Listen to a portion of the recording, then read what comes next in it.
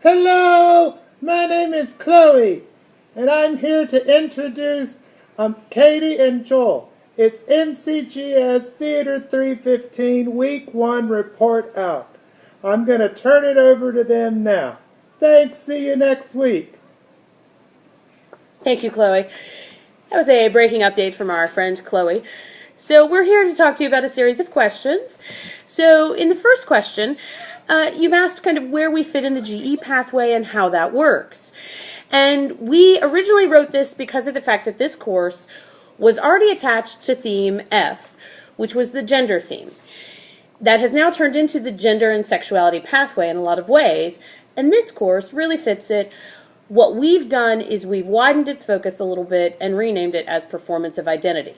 So we've already done a lot of thinking about how it fits in the pathway and how it connects, and we've also given it a university approval for the U.S. diversity. So we're adapting the course and changing it in terms of content to match those ideas. Joel? Question 2 was, what do you think you will do with student participation in your course with technology? Katie uses a lot of technology in her classes already. I am a dinosaur, and so I'm learning about it, and it's true. But we're thinking of ways to, for student engagement, to engage, 99 students is 3 times what we originally created the class to be. And so the ideas of clickers was something that I guess I thought about but didn't know much about it, so that's been helpful. Kim Jackson, the video that she had with her class participation, one of the things that used to be really important to this class and the success was group projects. But we stopped doing them when we hit 90 students. But we had the idea that we could have their group projects and they could do their own recordings and video recordings of them and post them, and then students could go online and watch 5 or 6 of them. So that's a way to get that back in.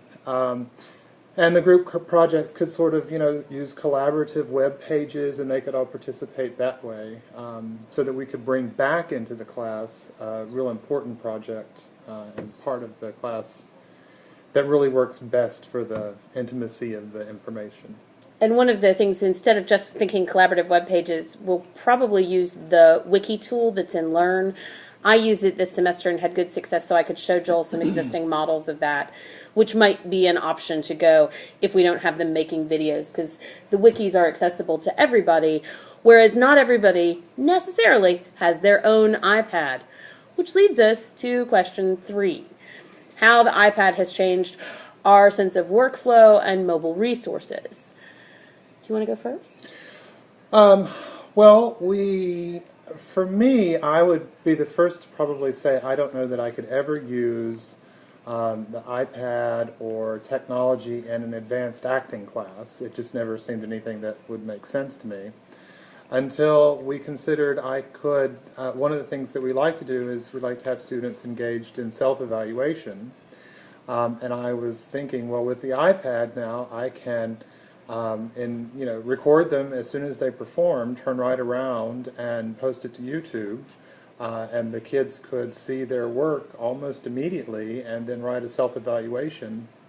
Whereas in the old days with the video cassette player, that took a little more time. So this is, something that was an idea that I had that I thought might work. Katie, I know, does stuff already, but... Yeah, I have an iPad. I have version 1, and so to get a version 3 was great because now I have the camera, I have the video functionality, and I have already used it in some of my work. I actually used it in a show last semester in terms of triggering some sound. And I have already used it in conference work in terms of presenting presentations, because it's a great mobile resource to take with you anywhere that you go, which is really nice. So we like them a lot. And they're fun. And our last question is where we kind of stand right now in terms of the course redesign. And I think both of us are still in early stages of thinking about everything that's going to potentially happen. And we're also eager to see what the next 2 weeks brings us in terms of possible tools, possible ideas, and things to explore. Yeah, this is sort of like the second or third part of the redesign. The class used to be called Gender and Theater.